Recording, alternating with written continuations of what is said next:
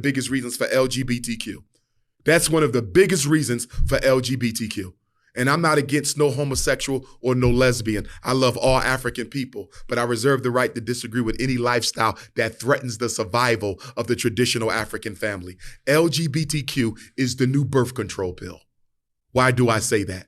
2 men cannot reproduce. 2 women cannot reproduce. And now they're even transgenderizing our children. Do you know what that means? They're manipulating and indoctrinating African children to undergo sexual surgery so they'll never be able to reproduce again. When Dwayne Wade, whose son is now legally had his birth certificate changed, he's legally a girl. Yeah.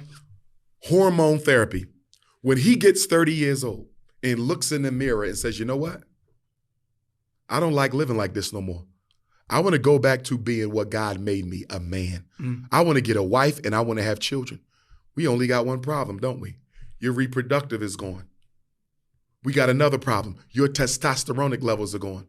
Your ability to produce healthy seed is gone. There is no going back. We are not looking at this LGBTQ thing the way we should be looking at it. It is birth control and racial extermination. Why you think Kamala Harris is traveling throughout Africa, trying to convince African countries to legalize gay marriage? Why does America care how Africa chooses to run its society? What do you care about marriage in Africa?